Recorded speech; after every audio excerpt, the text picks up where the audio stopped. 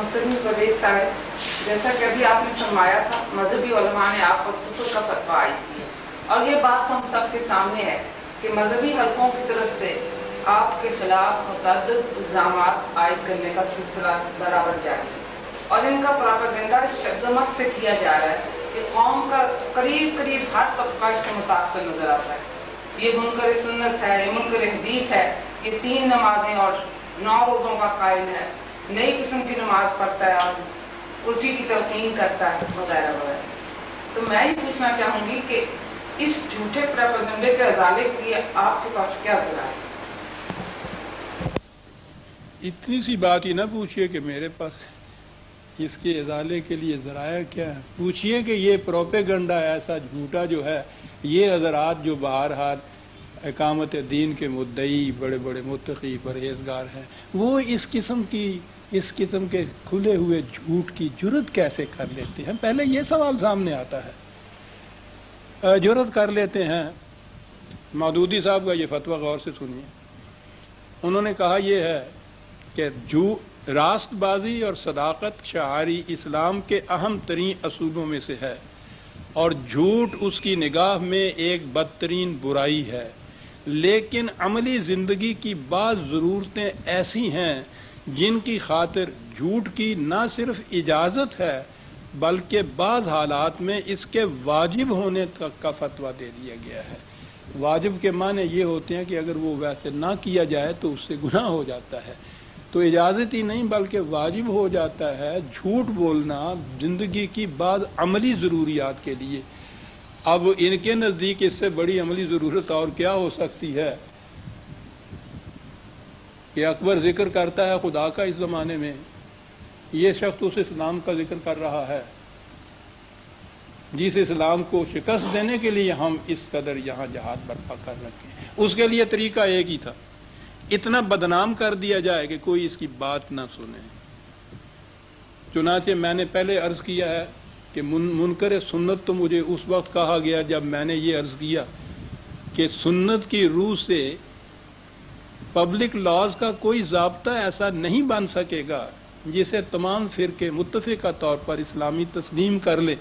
मुनकर सुन्नत मुनकर हदीस मुझे उस वक्त कहा गया और मैं अभी अर्ज़ किया है कि ख़ुद मौदूदी साहब ने 1970 में 20 साल बाद ऐलान इसका किया, लिख के ये कुछ दिया और इसीलिए कहा कि इसके मुताबिक तो नहीं बन सकता, फ़िक़्ह हनफी नाफिज की जाए। उन्हें किसी ने भी ना मुनकर सुन्नत या मुनकर हदीस कहा और मेरे मुतल्लिक़ ख़ुद उन्होंने भी ये उसके बाद कहा कि ये मुनकर सुन्नत और मुनकर हदीस है। चलते गए।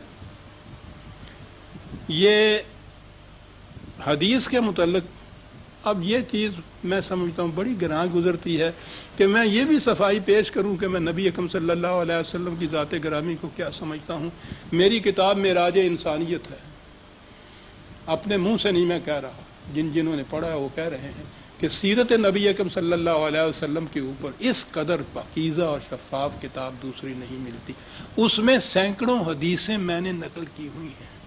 अंदाज़ ये है कि ऊपर कुरान की आयत लिखता हूँ और उसके मुताबिक जो हुजूर की सीरत में हदीसें मिलती हैं सारी उसके अंदर मैं लिखता हूँ। शाहकार रसालत मेरी दूसरी किताब है। हज़रत उमर फ़ारूक रज़ी अल्लाह ताला अन्हो के अहद हुमायूं का पूरा नक्शा उसमें दिया गया है, उसमें मुतअद्दिद हदीस नकल की हुई हैं। सब ये सारी इन लोगों के सामने हैं, जानते हैं इन चीज़ों को। 3 नमाजें, 9 रोज़े। यहाँ एक फ़िरका है अहले कुरान, ये उनका अकीदा है 3 नमाजें और 9 रोज़े, और वो अजीब किस्म की नमाज है जो उन्होंने अपने यहाँ वज़ा कर रखी है। उस फ़िरके के ख़िलाफ़ सबसे ज़्यादा मैंने मुखालफत उनकी की है, लिटरेचर मेरा मौजूद है, पैम्फलेट लिखे तुलूए इस्लाम में, उनके ख़िलाफ़ मैंने मज़ामीन लिखे, आप अहबाब ने देखे होंगे। इनमें से किसी शख्स ने उनके ख़िलाफ़ कुछ नहीं लिखा, मैंने उनके ख़िलाफ़ ये कुछ लिखा। और ये फिर 3 नमाजें और 9 रोज़े जो उनके हैं मेरे सर थोपे चले जा रहे हैं, बार बार कह चले जा रहे हैं ऐसा 3 नमाजें 9 रोज़े। एक बड़ी दिलचस्प चीज़ है, यहाँ एक साहब थे ICS के, अब रिटायर हो चुके हुए हैं। उन्होंने लाहौर में एक दफ़ा ये तरह डाली कि नमाज उर्दू में पढ़नी चाहिए, चुनांचे उन्होंने उर्दू में नमाज पढ़ाई भी थी। यहाँ ये बात हुई میں نے دیکھا کہ لاہور میں سے کسی شخص نے ان میں سے اس کی مخالفت نہیں کی. میں کراچی میں تھا, وہاں سے میں نے قد آدم پوسٹر چھپوا کے لاہور میں لگوائے یہ کہنے کے لیے کہ یہ بہت بڑا فتنہ ہے اسلام کے اندر. نماز میں قرآن پڑھا جاتا ہے اور قرآن صرف اپنی زبان میں, اپنے الفاظ میں قرآن ہے, دنیا کی کسی زبان کا ترجمہ جو ہے وہ قرآن نہیں ہو سکتا. اس فتنے کا ابھی سے سد باب کرو. میں نے یہ کہا اور آج تک یہ کہہ رہے ہیں کہ یہ شخص جو ہے یہ اردو میں نماز پڑھنے کی تلقین کرتا ہے. میرے مطابق جھوٹ بولنا واجب ہو جاتا ہے. یہ چیز میں زبانی نہیں کہتا. یہ ہے طلوع اسلام کا مقصد و مسلک. کم از کم 20 سال سے یا اس سے بھی زیادہ عرصے سے یہ طلوع اسلام کی ہر دوسرے تیسرے مہینے شاید میں یہ چھپتا ہے. اور یہ پیمفلٹ جو ہے میرا خیال ہے شاید اب تک لاکھوں کی تعداد میں یہ چھپ گیا ہوا ہوگا. اس کے اندر آپ غور کیجیے, لکھا یہ ہے کہ نبی اکرم صلی اللہ علیہ وسلم کی سیرت مقدسہ شرف و عظمت انسانیت کی معراج کبریٰ ہے. یہی وہ پاکیزہ سیرت ہے جو تمام نوع انسانی کے لیے اسوہ حسنہ ہے. حضور کی سیرت طیبہ کا جو حصہ قرآن کریم کے اندر محفوظ ہے اس کے قطعی یا یقینی ہونے میں کسی قسم کا شک و شبہ نہیں. باقی رہا وہ حصہ جو قرآن سے باہر ہے, سو اس میں اگر کوئی بات ایسی ہے جو قرآن کے خلاف جاتی ہے یا جس سے حضور پر معاذ اللہ کسی قسم کا تان پایا جاتا ہے تو ہمارے نزدیک وہ بات غلط ہے. اسے حضور کی طرف منسوب نہیں کرنا چاہیے. یہی اصول صحابہ کبار کی سیرت کے متعلق بھی سامنے رکھنا چاہیے. اس میں لکھا یہ ہے میں نے کہ اس وقت ملک میں مسلمانوں کے مختلف فرقے مختلف قسم کی الگ الگ نمازیں پڑھتے ہیں, ان میں اختلافات پائے جاتے ہیں. کسی شخص کو اس کا حق حاصل نہیں کہ وہ ان میں جس طریقے سے بھی یہ پڑھتے چلے آ رہے ہیں ان میں کسی قسم کا رد و بدل کرے یا کسی نئی وضع کی نماز ایجاد کرے یا اس میں کوئی تفریق کرے. اس میں لکھا یہ ہے کہ یہ چیز اگر کسی وقت اسلامی مملکت قائم ہو گئی اس کا کام ہے کہ امت میں وحدت پیدا کرنے کے لیے کوئی طریقہ اختیار کرے, لیکن کسی فرد یا کسی گروہ کو آج اس کا حق نہیں پہنچتا. اور لکھا یہ کہ ہم بھی اسی طریقے سے نماز پڑھتے ہیں جس طرح سے باقی مسلمان پڑھتے ہیں. ان میں ہم کوئی فرق نہ خود کرتے ہیں نہ کسی طرح سے اس کی تلقین کرتے ہیں, بلکہ کہتے یہ ہے کہ کوئی اس میں کسی قسم کا اختلاف نہ کرے. یہ اس کے اندر یہ سب کچھ لکھا ہوا ہے. جہاں تک احادیث کا تعلق ہے, ہم ہر اس حدیث کو صحیح سمجھتے ہیں جو قرآن کریم کے مطابق ہو. طلوع اسلام کا تعلق نہ کسی سیاسی پارٹی سے ہے نہ مذہبی فرقہ سے, نہ ہی یہ کوئی نیا فرقہ پیدا کرنا چاہتا ہے. اس لیے اس کے نزدیک دین میں فرقہ سازی شرک ہے. امت کے مختلف فرقے جس طریقے سے نماز روزہ وغیرہ کی ادائیگی کرتے ہیں ہم ان میں کسی قسم کا رد و بدل نہیں کرتے.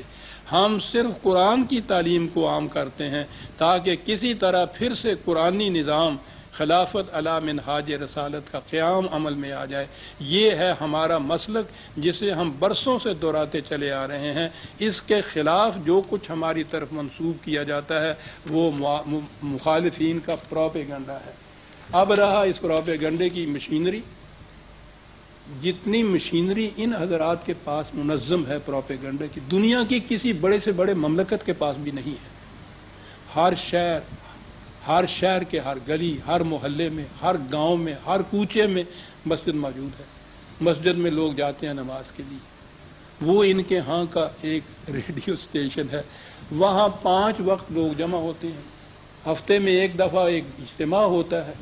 وہاں سے کوئی آواز کسی کے خلاف جو اٹھے سارے ملک کی مساجد میں سے وہ آواز بیک وقت اٹھ جاتی ہے سب, اور وہاں سے پھر وہ نمازی لے کے باہر آتے ہیں. حکم یہ ہے کہ جب امام خطبے میں کچھ کہہ رہا ہو تو نمازی کچھ نہیں کہہ سکتے. جب وہ ختم کرتا ہے اس کے بعد وہ اللہ اکبر کہہ کے نماز کے لیے کھڑا ہو جاتا ہے. نماز کے بعد چلے آتے ہیں اور پھر باہر بات چلتی ہے کہ صاحب دیکھا سنا آپ نے, مولوی صاحب نے آج فرمایا وہ پرویز جو ہے وہ کیا کہہ رہا ہے, وہ کیا کہتا ہے. بھائی تم نے کہیں یہ پڑھا, اس سے ملا, اس سے پوچھا, تمہیں کیسے معلوم ہے؟ کہنے کہ ساری دنیا کہتی ہے، یہ سند ہے، ساری دنیا کہتی ہے، کسی نے نہیں نہ پڑھا ہوتا ہے، نہ مجھ سے پوچھا ہوتا ہے، نہ کبھی خط لکھا ہوتا ہے، ساری دنیا کہتی۔ بات کیا ہے یہ ساری؟ وہاں بھی اکیلا یہ شخص پرویز تھا جو ان کی مخالفت کرتا تھا طلوع اسلام، وہاں ان کو شکست ملی ہے اور بری طرح شکست۔ یہاں بھی انہیں پتا ہے کہ صرف یہ اکیلا شخص ہے جو اس آواز کو اٹھائے ہوئے چلا جا رہا ہے، اور یہاں بھی وہ سمجھتے ہیں کہ اس کا طریقہ یہ ہے کہ اس کو ایسا نکو بنا دیا جائے کوئی اس کے قریب نہ آئے، اور وہ کامیاب ہیں اس میں۔ اچھے اچھے پڑھے لکھے ہوئے لوگ جو ہیں ان کی بھی یہ کیفیت ہے کہ صاحب وہ پرویز صاحب 3 نمازوں والے، اچھا وہ پرویز صاحب 3 نمازوں والے، بھئی تمہیں اس کا کیسے پتہ؟ کہنے کا ساری دنیا کہتی۔ وہ کچھ خائف بھی ہیں حقیقت میں، اور واقعی اس قسم کا پروپیگنڈا جو ہے بخلا دیتا ہے آدمی کو۔ یہ تو معلوم نہیں کہ کس مٹی کا بنا ہوا میں ہوں کہ اس کے باوجود اس زمانے سن 38 سے لے کے اس وقت تک ان نشتروں کو، ان تیروں کو جھیلتا چلا جاتا ہوں۔ اور عزیزان من باقی رہے عذرائے، انقلاب بھی ہمیشہ تنہا ہوتا ہے، یاد رکھیے۔ جب پہلی آواز اٹھاتا ہے سیکنڈ کرنے والا بھی کوئی نہیں ہوتا، اس کے بعد بھی اس کی ہاں میں ہاں ملانے والا اور باہر کھڑے بندوں ملانے والا وہ بڑے دل گردہ کا مالک ہوتا ہے جو چاہتا ہے۔ بہت کم لوگ ایسے ملتے ہیں جو اس کے ساتھ ملیں۔ میرے ذرائع کیا ہو سکتے ہیں؟ اپنا ذاتی طور پہ ذرائع جتنے بھی ہیں، کسی سے کوئی مدد نہیں ہے، کوئی پارٹی نہیں، کوئی جماعت نہیں، کوئی فرقہ نہیں، سیاست میں حصہ نہیں لیتا، کسی قسم کا کوئی وظیفہ نہیں ہے، اکیلا تنہا اس ساری چیز کو۔ ذرائع میرے ہاں کہ آپ کو معلوم ہے طلوع اسلام میگزین ماہوار، اس کے پیمفلٹس جو ہم ہزاروں کی تعداد میں، لاکھوں کی تعداد میں شائع کرتے ہیں، میرا ہفتہ وار درس، اس کے ٹیپس جو ریکارڈ ہوتے ہیں، وہ اللہ کا شکر ہے پاکستان کے ہر بڑے شہر میں اور اب باہر انگلینڈ اور امریکہ تک میں ٹیپس کے ذریعے سے قرآن کی آواز جو ہے وہ باہر جا رہی ہے۔ یہ وہ ذرائع ہیں، اس وقت اپنی محدود وسعت کے مطابق ان کو میں استعمال کرتا ہوں، اس سے زیادہ میرے پاس ہے نہیں۔